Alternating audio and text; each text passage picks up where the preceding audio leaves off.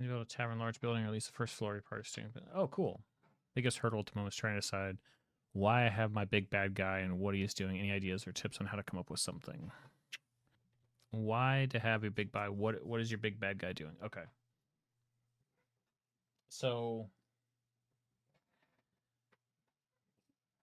instead of thinking in terms of a big bad right away, maybe think in terms of, I don't know if you're a comic book Spider-Man guy, but think in terms of a rogues gallery, a Sinister Six.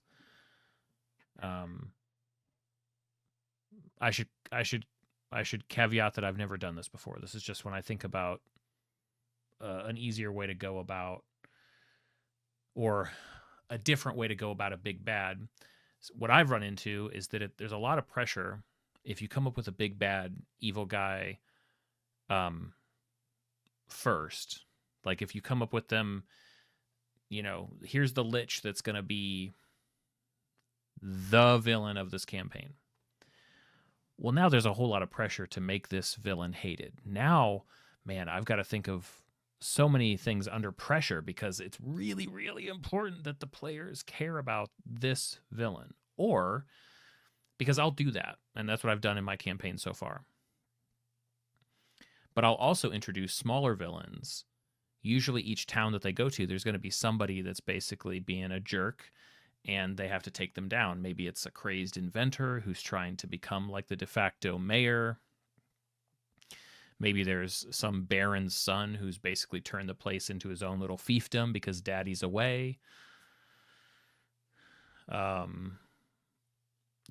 could be somebody who's starting up a little cult within this forgotten backwoods town, or it could be this series of witches that's taken over a place in the forest. I create all of these little side villain experiences. Those are so much easier, right? Because there's a specific thing they want. They're going about it through bad means, but they're a character that's looking to accomplish something, and the party can usually find out about them pretty easily. It's an apparent threat.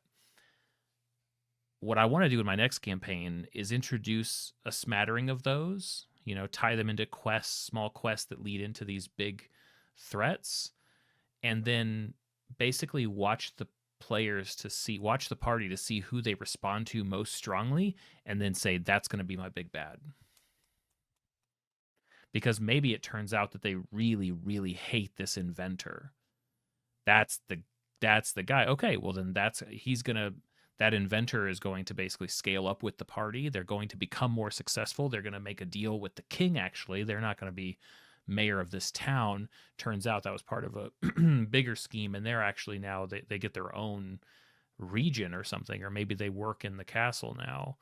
Or if it's going to be the cult, then it's like, okay, whoever the cult leader is there, turns out that this was a test ground, this town, and it turns out the cult has already infected far and wide. There's people that the party knows who have actually been swayed, and then that sort of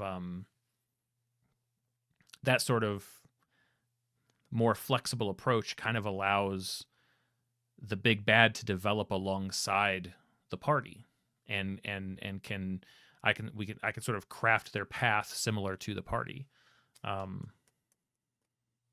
So that's one way to go about it. I don't know if that's helpful. Can we want? I don't know what the big bad to be since I don't have the monster manual. Sure. Awesome. Glad to hear it. Not some. That's. Yeah. Like I said, I haven't tried it yet, but I want to. Schweens, it reminds you of the Nemesis system for Shadow of Mordor. Yeah.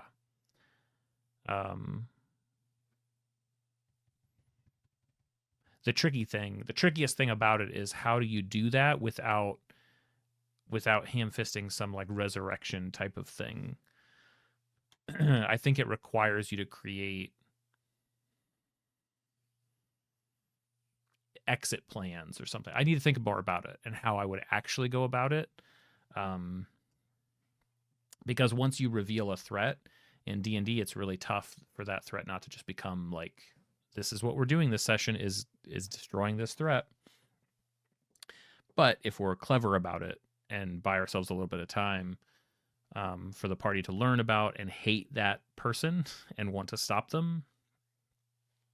That can give our big bads some time to, you know, or our little bads, give them time to grow into big bads.